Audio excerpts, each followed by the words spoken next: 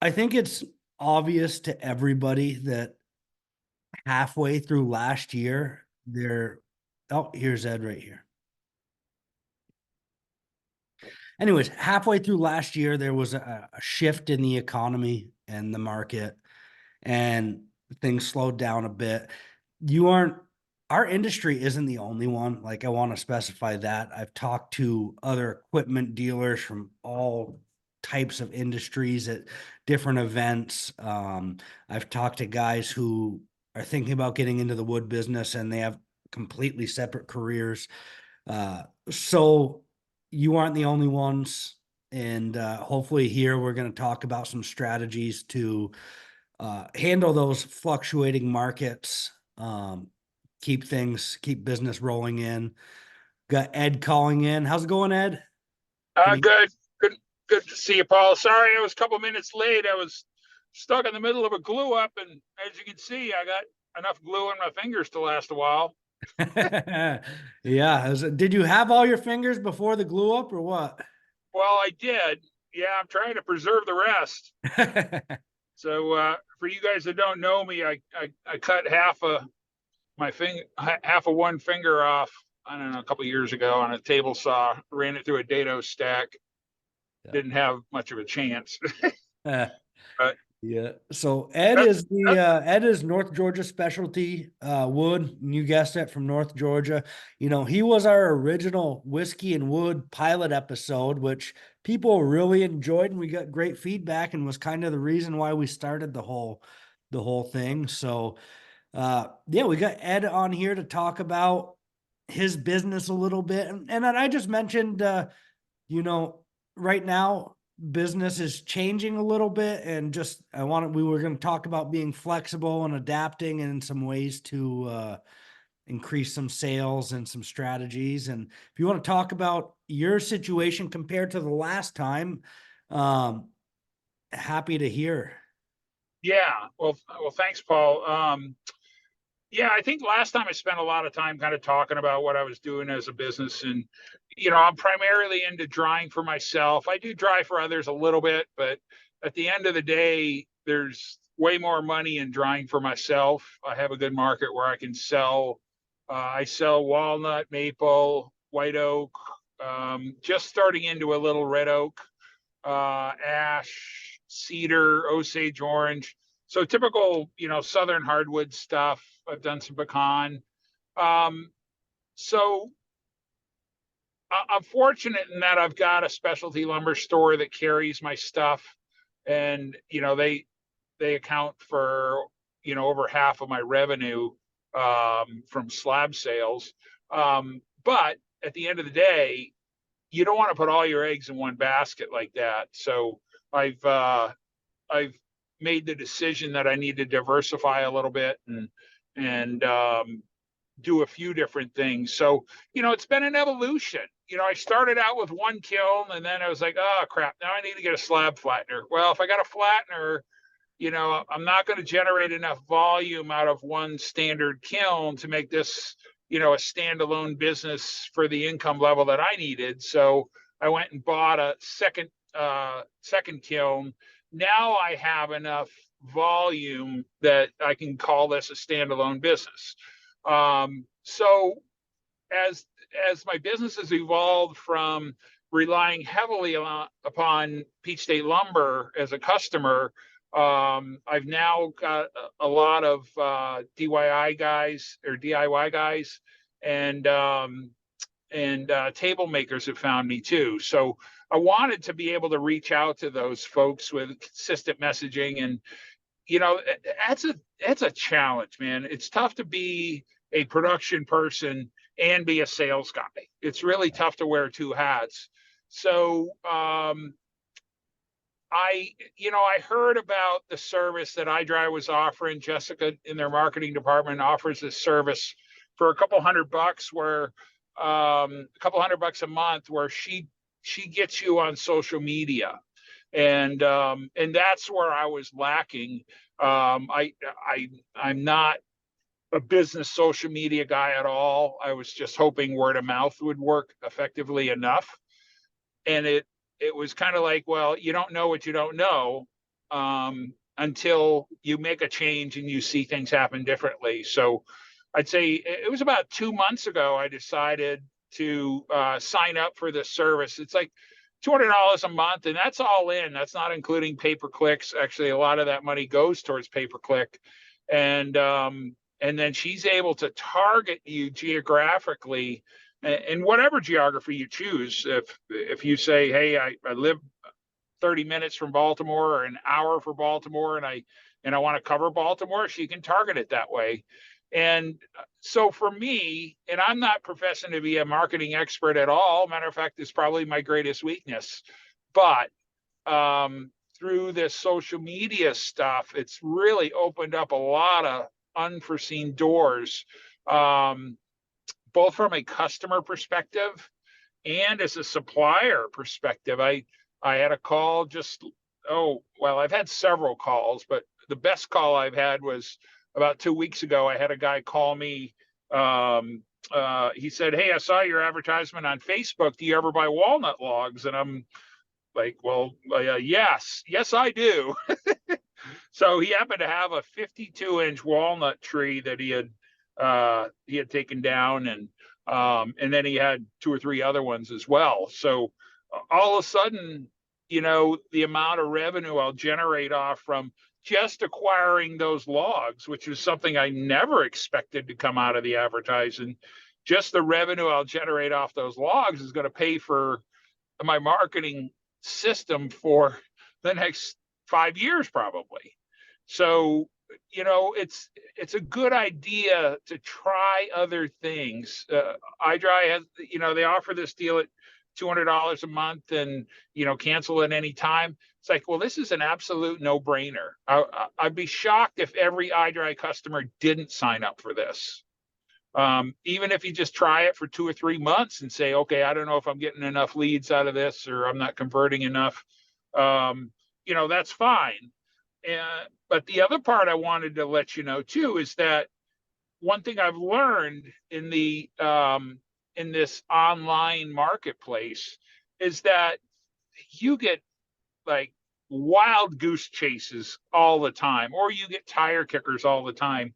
So if you look at, my conversion rate is probably like 1 out of 10, maybe not quite that bad, but it seems like it's 1 out of 10. But you have to field 9 calls in order to land a new customer.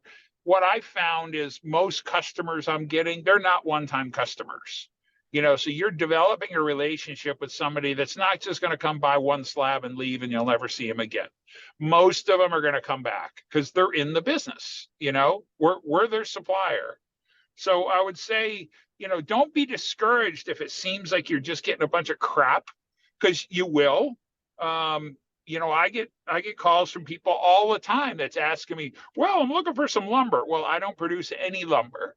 But now, right off the top of my head, I say, well, call Peach State. If you're looking for straight edge boards, call Peach State Lumber, call Kramer Lumber, or call, what's the other one down on the south side? I can't remember off the top of my head now. But, understand you're going to get a call and you're just going to redirect it to somebody else, because that's not who you serve. So as long as you factor that into what you're getting from ad response, then it's a little bit more palatable. And I just want to add in there. So it is a lot of interaction, and I know as a small business owner, you wear a lot of hats, but those other 9 people that called you that aren't immediate customers, they could potentially be customers down the road, or they could be like a realtor or somebody who deals with tons of people who are interested in renovating homes later. It's still a good opportunity for you to possibly do a little bit of education, build brand awareness, and who knows what those non-sales are going to end up being down the road. It's Right. a great opportunity either way. It is. It's absolutely worth talking to everybody, because unless you've got, 3,000, 5,000 people following you on social media, then you don't have the luxury of saying to pick and choose who you want to talk to. You have to talk to everybody. And it may be a very short conversation. It may be, oh, sorry, I don't do that. and that's fine. But I'll tell you, if you provide some value to them, if they feel like you're helping them, they're going to want to help you. Next time they run into somebody at the bar that says, "Hey, I want to build a table," guess who they're going to call? Yeah. So, that happens a lot. So I think that's the part of marketing that is probably a little bit out of my comfort zone. Or I guess as I get older, I get more crotchety and I just don't want to talk to as many people. Yeah. But it's an important part of the business, so I would strongly encourage everybody to try it. If that doesn't work, then try something else. I'm always trying to try something different. My latest is, what am I going to do with all my, not my A quality slabs, maybe not even my B quality slabs, but my C quality slabs? What am I going to do with those? Because I've got a building inventory of those things, and they may not look perfect standalone. So one of the things I decided to do was, hey, I'm going to take some of my lesser desirable or lesser marketable slabs, and I'm going to glue them up, because they know no different. By the time you glue them up and get them flat and it looks like a tabletop, they could care less. It started from 3 crappy looking slabs. Yeah. So then I took something that potentially was either going to sit on the shelf forever, or I'll sell it to next to nothing, to make it, now it's like, okay, so this is an unfinished tabletop. So I normally would have generated, let's say $1,000 off from that tabletop, and I took the time to glue it up, which, Paul, I just did a glue up from the time I hung up from you at 11:39 till 12:03. I was actually able to take 3 slabs. I already had them straight lined. I put dominoes in them, glued them up, and now I've got a tabletop that quick. So Yeah. when you do this enough, you can become very proficient. So now I found an outlet for my lesser desirable slabs. So if I can't sell them as standalone slabs, sell them as an unfinished tabletop. You can't sell them as an unfinished tabletop, partner with a table maker and say, look, I'll give you this tabletop. You go finish it. When you sell it, you pay me this. Yeah. And that's not a bad way to do business either. Yeah, you have to innovate all the time. You have to try to do things a little bit different. Because if you want to stand behind a counter and be a retail Home Depot type person, it's really tough to capture those unique sales opportunities. And I think So one thing you're really good at, Ed, is when you're busy, you're thinking about stuff that you can do to add value when you're not busy. And then right, right when things slow down a little bit, that's when you execute your plan. Because I'm sure you've been thinking about making those tabletops for a little while. And the more versatile you can be in this small business segment, and the more things you can value add to, like taking those lesser right, quality slabs. Or I had a customer, the cutting board and charcuterie board market can seem a little bit saturated. Start looking up things like magnetic knife blocks, or coat hangers, and unique items like that that are easy to ship, and you can use some of your smaller pieces of wood. And one thing, Ed, you told me you do also is, typically it's hard, you wear a lot of hats, but the last 2 hours of the day or whatever, you'll spend putting together, you'll set aside some time to do those side yeah, projects as well. yeah, Um, yeah. That's and typically when I do my glue ups. Is I have my guy that runs the flattener during the day, and actually he's an early bird. He comes in at 5 in the morning and works until 11 o'clock or noon. I usually have to bring my kid to school, and then the days that I'm working in the wood business, I'll come out here 9, 10 o'clock by the time I get out here, because it's about 30 minutes from my home. And we'll work for a while, and then the last thing we do before we go home is like, okay, let's glue up a top. And then I look at it as, there was $1,000 worth of wood sitting there that probably would not have been sold in the next 6 months based on how well I'm marketing it right now. And I turned it into a marketable product. And, oddly enough, every glued up tabletop I brought to Peach State, they've sold it within a month. And it begs the question, why am I not doing more? you know, and so I'm just starting to scratch that surface, and I'm trying that. The next thing I tried was I always look for things that other people aren't doing, and that has good margins to it. And one of the things I often get asked for is single slab tables. So I ran into a really big log a couple years ago. It was a 50 some odd inch pecan log. I paid a guy out of South Georgia to drive up and slab it for me, and I dried it, and it was pecan. It was absolutely gorgeous.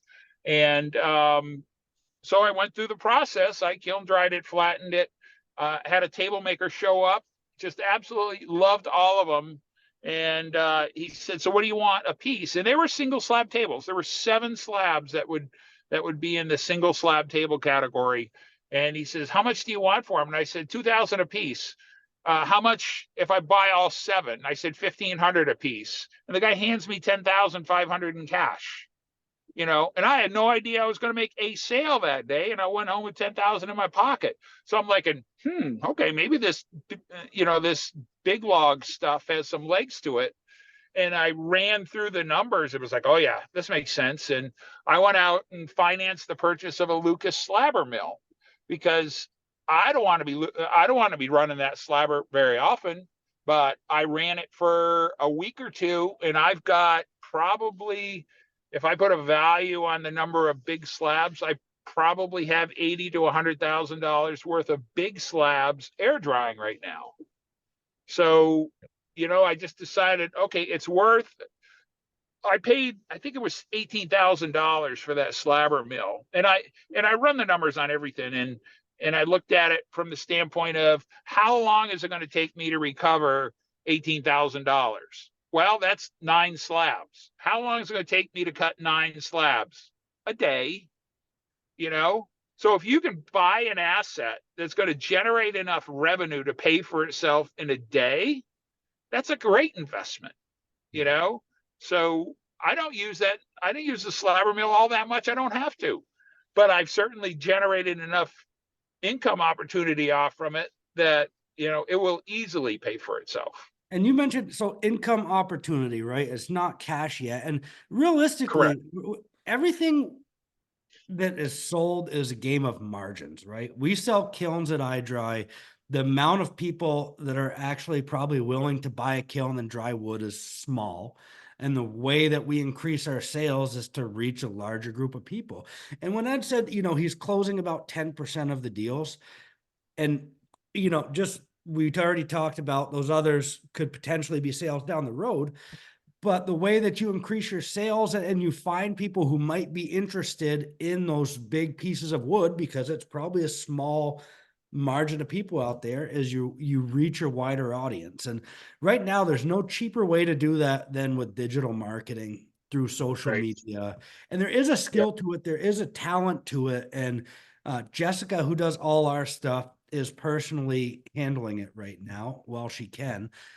We might have to bring in some more people eventually, but brand recognition is also a huge factor.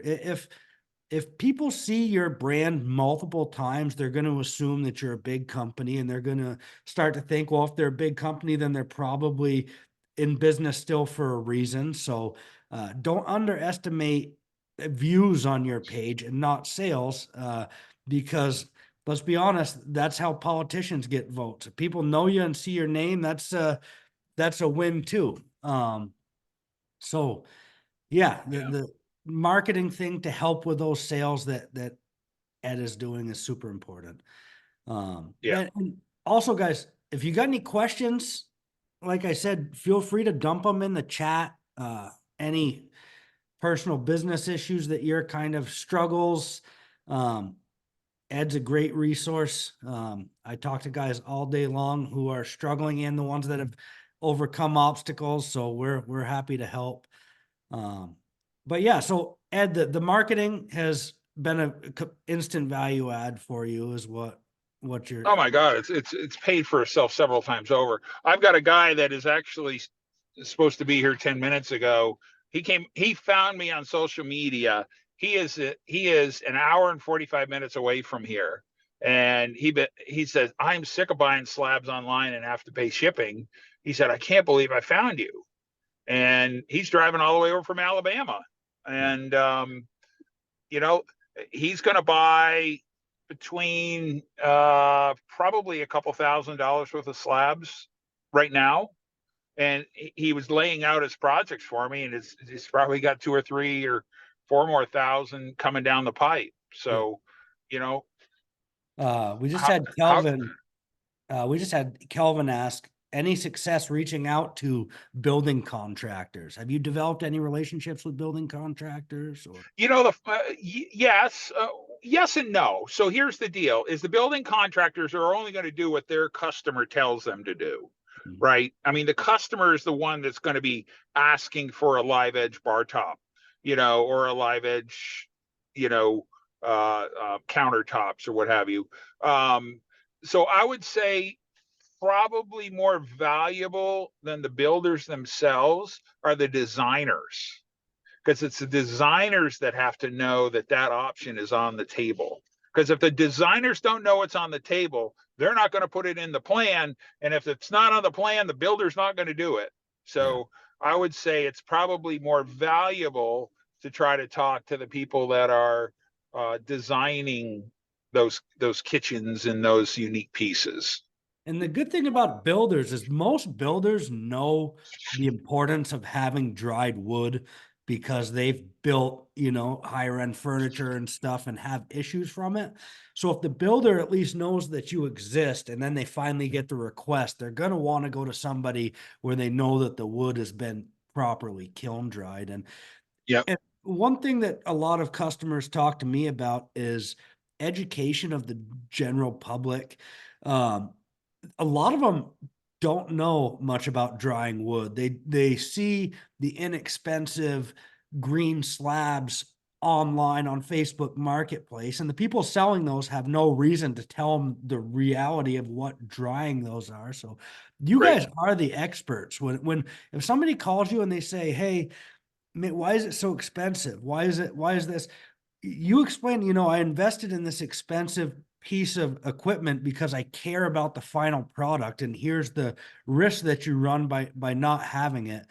And they might not be willing to pay your price, but they also will most likely not buy the green piece of wood.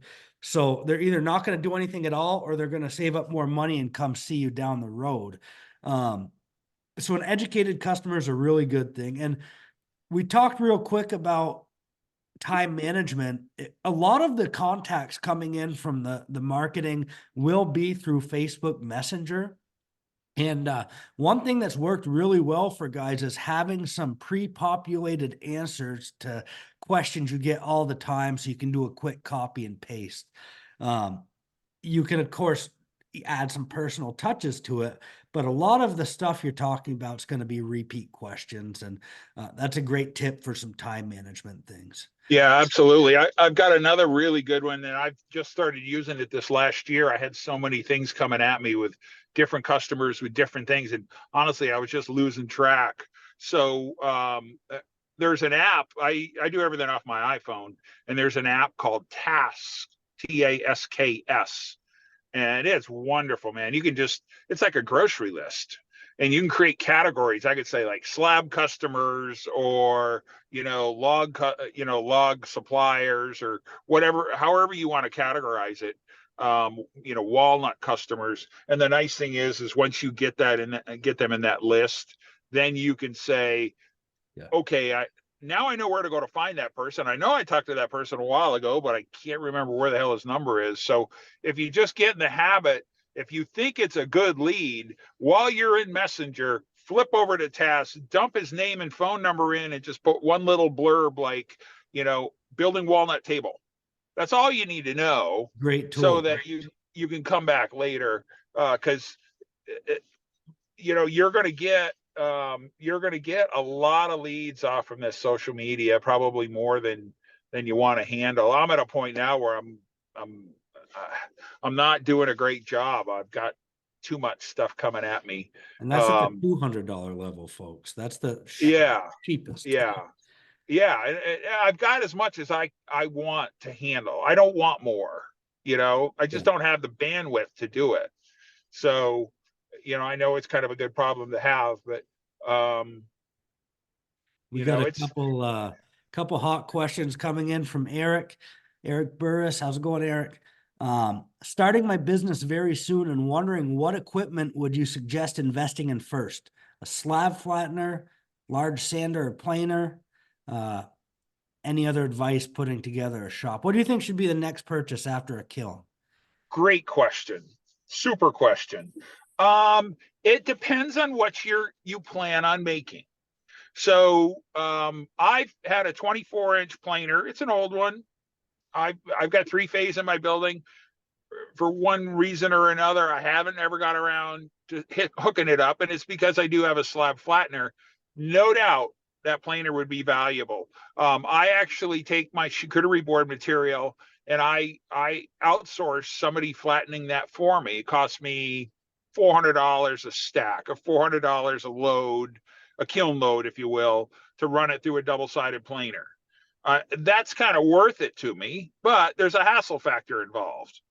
45 minutes over to the guy's place, drop it off, wait a couple weeks, hope you're going to get it back within that time frame, and then go over and pick it up, and then continue the processing of it. So short answer is, if you plan on being in the table market, you really need to have a slab flattener.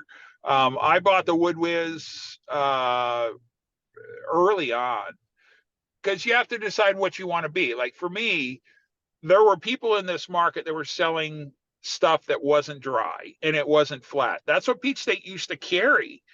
Now they carry my stuff, which is all flat and sanded, and it's just a way better product. So, I'm branded on, I want to provide a really good product, better than what anybody else can get around here. Because there's guys around here that sell, that sell slabs, but they're competing against me that they're flat and sanded. And now we're just starting to offer through Peach State that if you buy slabs and you want them glued up, I'll gladly glue them up. I'm willing to spend an hour, charge them $250 or whatever it is. And the funny thing is they bring the slabs to me. They see where I'm at. They see what I do. They're going to be potential customers, that are going to come direct to me. So I'm not in the habit of I don't want to screw my the guys that sell slabs for me, but every so often there are people that will want to come to me. I don't have the selection in my warehouse. I actually take my best stuff and bring it to Peach State, because that's what it's about. It's a volume game. So, but going back to your question, I wish I had a 24-inch planer that was up and running. I would do my own charcuterie stuff. And I would do that more on an on an as needed basis rather than doing bulk runs. And the Wood Whiz is a great investment. I think it's $22,000 or $24,000. I charge $75 an hour for flattening for other people, which is a bargain. These people glue up a table and they do an epoxy pour, and now it's like not quite flat, and the epoxy's a little bit thick on the top.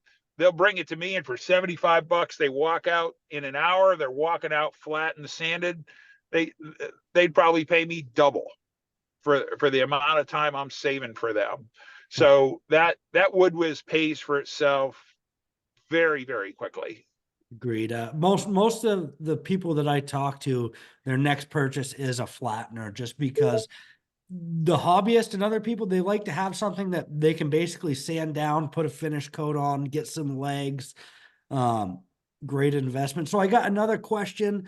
I'll cover a couple people here. How do you get your big wood? Where do you get your big lumber from? Is it tree service guys? You talked about Okay. That's a good question. The majority of the wood I get from wood yards. Wood yards are like concentration points.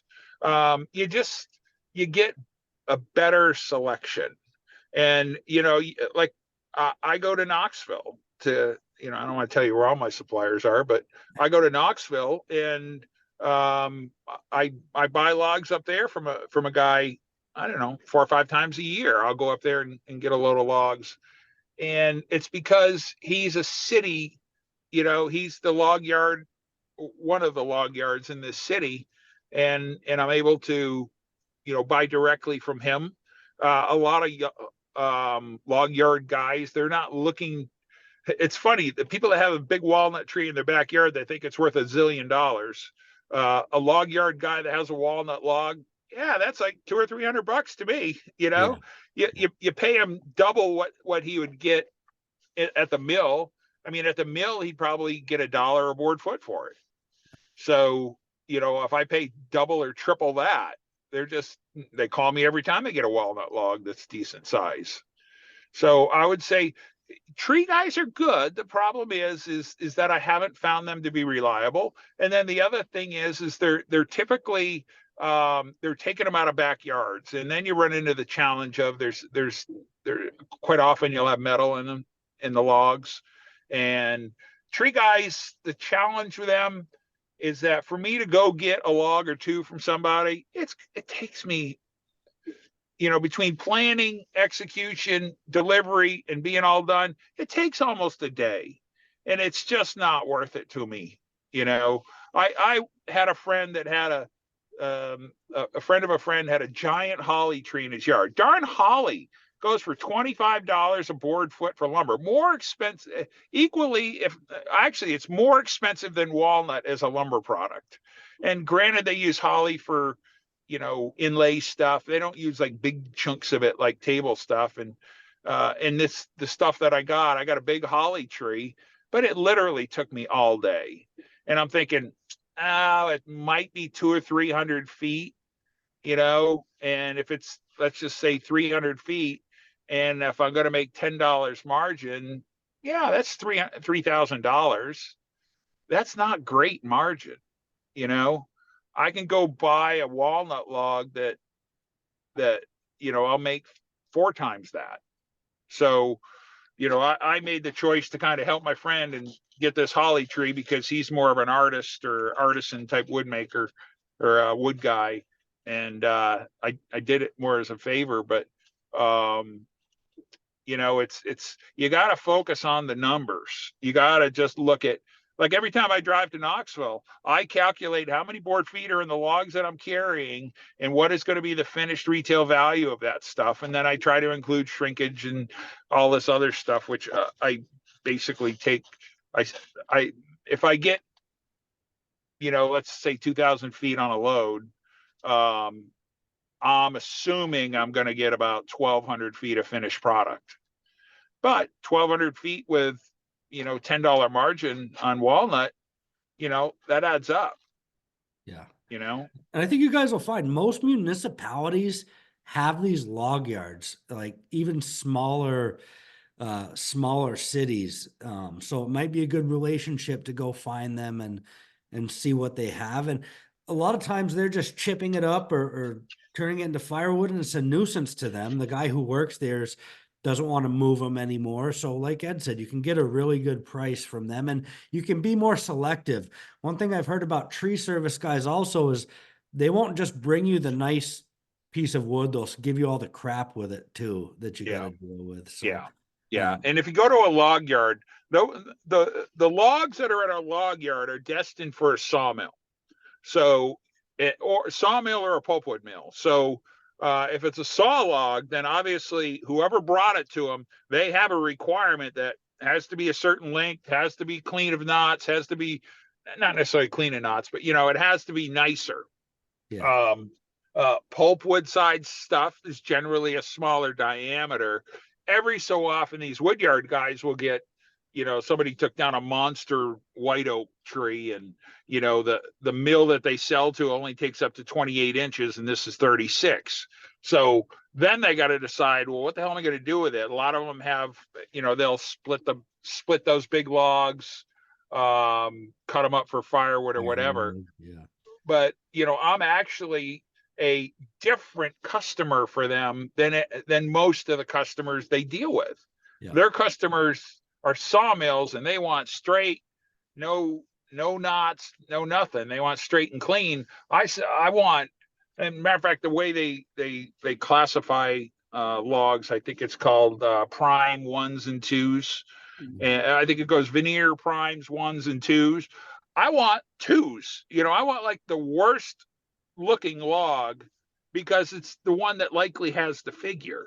And Yes. I'm all chasing figure. We're in the I want boutique figured lumber wood. business, right? So you're in the Yeah, boutique lumber business. You aren't messing with the regular margins. And right, I do right. have so I got Eric Jones who got a question to ask. How's it going, Eric? Not so much a question. It's just I just want to feed into what Ed's saying a Yep. bit about you can always get logs if you, like you say, go to municipalities, work with smaller tree companies that don't have, $1 million in equipment. They're looking to get rid of what they have. And for me, I only come to help them on their big tree cut downs. So, we end up with some really long, decent, I've gotten 20 footers, 25 footers out of them. And, they're available. You just have to massage a little bit of a relationship with Build the relationship. And you're right, Eric. This is a whole industry of relationships and getting connected with that smaller tree service guy who says, "Oh, this is a beautiful one. Eric's going to like this." And he's excited to call you and tell you about the trees cutting down. Or like when Ed goes to the municipality law, they know, hey, this is something that Ed's probably really going to be excited about. And, every interaction as a business owner and is just, it's all relationships. It's all, people love to talk about positive experiences that they've had with people. And it's a great way to get your business name out there. It's a great way to get the better logs. It's all, yeah, just be personable and great point there, Eric. Yeah, I got one more thing I want to cover, and this comes up all the time where people are asking about, what product should I run? And I hate to say it, but a lot of people don't like running numbers, but numbers are so important. Like you got to know what kind of yield you're getting, what kind of volume you're getting, what the price, what is the selling point of the product that you're producing. It's really interesting. I've talked to the guys at iDRY before, and they've all said, the iDRY really isn't made for doing pine. There's more costs and everything else.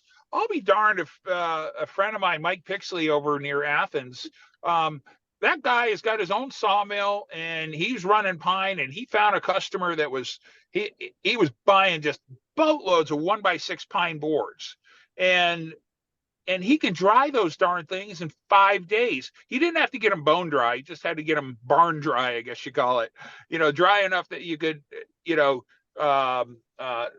could stick it on the side of a barn or, fence boards or whatever. I don't think he was using fence boards. I don't know what exactly they were doing with it, but it wasn't going inside a house. So it didn't have to be bone dry. And I admire the heck that Mike tried something that I never thought he could make money doing. And he is making great money doing pine. And I'm not going to say you should go start doing pine. The only reason he made it work was because he had a customer that was willing to buy enough volume at a price that made sense for Mike to make money. Sounds like I should call Mike and get him an iDRY Air, because that is the perfect application for one. Yeah, Mike does a lot of hardwood, but you know, I just love the fact that he said, Ed, look, listen to the numbers. And it was like, well, you know, I buy my logs for this and I'm going to saw them for this. And my cost on that is, and then I dry them and then I'm selling them for twice as much what green pine goes for. Cause there's 100 guys in this area that sells green pine fence boards, but that wasn't what the customers wanted.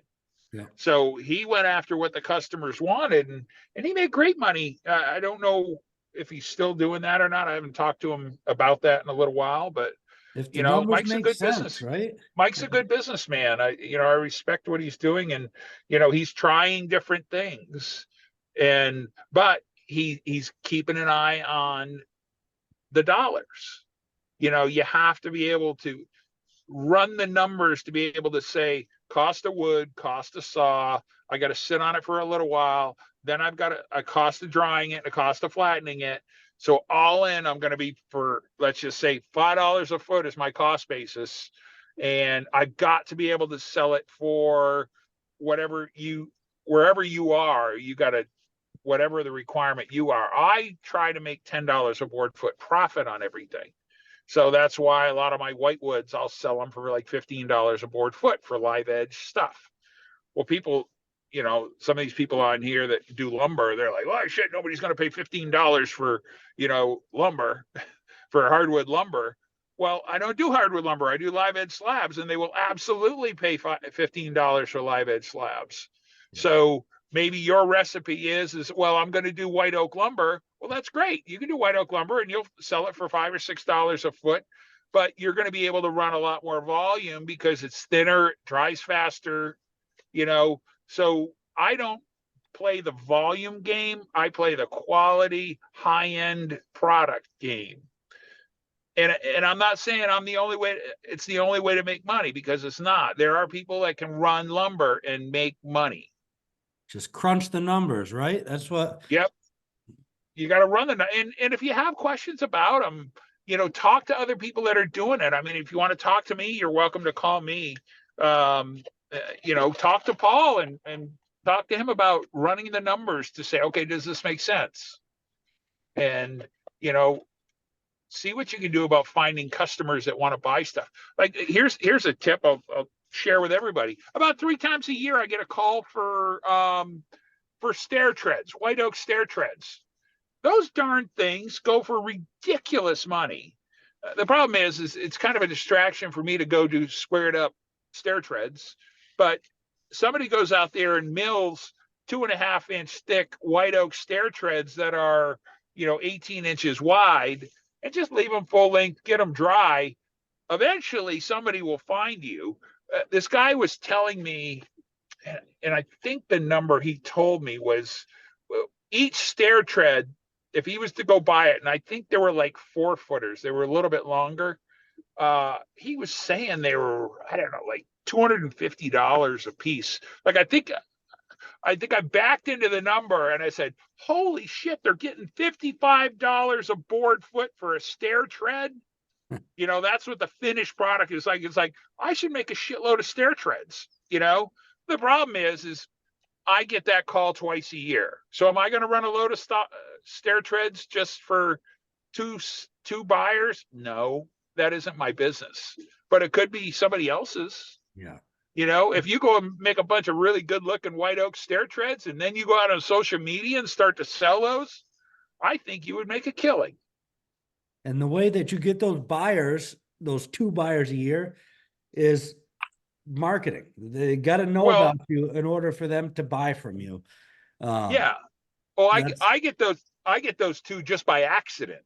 Yeah. You know, I don't advertise that I do stair treads. I get them as, oh, you do live edge. What about stair treads? You know, so imagine if I was advertising social media or otherwise that I do stair treads, I could make a killing, you know, but I can't be distracted by that. I'll let these other iDRY people do that if they want. But I think that's a great opportunity to make some great money, because you won't get to a year.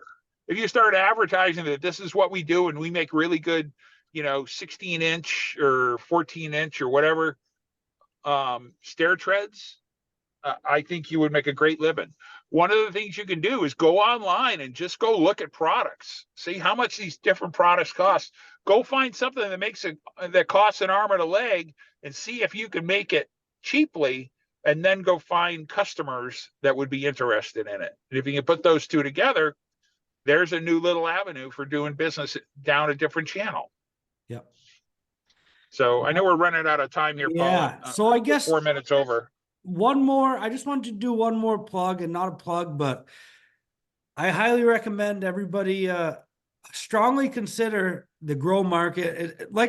And I'm saying this because of guys like Ed who I've talked to and the sales that they've gotten from it, and the fact that he's saying it's a no-brainer. And I really think it will lead to some long-term success for every single one of you iDRY owners. I totally agree. Totally agree. People just don't know we're out there. They have no idea we exist. So just say, I'm going to go spend $600. I'm going to try this for 3 months and let's see how it goes. Just make that commitment and then decide if this is going to work for you. Yeah. See, Eric Jones is doing it. He said he went from 0 leads to 30 in a few weeks. And Eric, it's like a snowball. It keeps building and getting bigger and bigger. The more people that like it, the more people that see it, you aren't going to go back. You're only going to go forward from there. So this is just the beginning. It can get really big. You can get those leads for the stair treads. You can get those smaller table builders, and then you can get the building contacts. They just got to know about you. And, you know, if it's affordable and a lot of people see it and it shows your business name, I don't care if it's a placemat at your local restaurant for breakfast, or if you're sponsoring a t-ball game for not a lot of money. Visibility to your business is going to be the key to your success. People need to know about you to be able to sell your products. So Ed, always a pleasure. Love having you on here. You're welcome. You're such a wealth of knowledge, and you're always happy to share. Hey, one other quick. Yeah, go ahead. One other quick one, just for the charcuterie guys out there. There is a totally untapped market with real estate agents. Every freaking real estate agent that out there is working is a potential customer for charcuterie board stuff. You may have to invest in a laser or a carver, but absolutely making a killing. I got a friend of mine, and I'm not going to say who he is. He goes to Walmart.com, and buys charcuterie boards for like $20 a piece. He carves Bible verses in them and sells them for $125 a piece. So think about that. You can do almost anything with those carvers, and you can take a little piece of wood and turn it into a lot of money. Yeah. So I wish I had the time to do that kind of stuff. I'm not really focused on end product very much, but for you guys that are doing end product little things, maybe maybe you're not going to do the charcuterie board stuff, but you can't do that full time, but it could certainly be another add-on. That blows my mind. Go find a real estate agent with their contact information. Laser grave that into the back of a charcuterie board, and you walk up to that agent and say, "Hey, what do you think about this as a closing gift?" That's what I guarantee they will buy 10 of them. Yeah. Smart idea. So things like that, shippable stuff. Like I mentioned, Google live edge knife blocks. You get some magnets, you router out a spot in the back for a knife block, and you can make beautiful pieces. Guys are selling them for a couple $100 each. There's all kinds of avenues and revenue streams like that. And the realtor thing's a great idea. I would do it if I was. There's realtors in every freaking city. I don't care how rural you are. Yeah. Real quick, what flattener do you have? You Wood Whiz. He's got the Wood Whiz, Ben. Wood Whiz. Yep. Yeah. I mean, you can. Woodpecker is great for a like a hobby guy. It is not a production flattener. Wood Whiz is a great product. It's actually made in Australia, but it is sold and supported through Baker Products, which most people know Baker Products is a huge commercial level wood manufacturing company. Great service. No problems whatsoever dealing with a baker. I mean, they've been great. It's a great 20. I think I paid 21 for mine. They're probably up to 24 now, but you finance that, it's a no-brainer. If you got the cash, great, but if you look at financing it, it's like a no-brainer. That means you got to go flatten 4 slabs a month for somebody else to make your payment on your flattener. Great service to offer flattening. Cool. All right, everybody. Thank you so much, Ed. Everybody will get a copy of this. Jessica's available to discuss marketing. I'm available. No contracts, cancel anytime, start getting some leads going, get really busy. Give us a call. Yep. All right. Thanks, Take everyone. care, everybody. Take Bye-bye. care. Bye. Bye.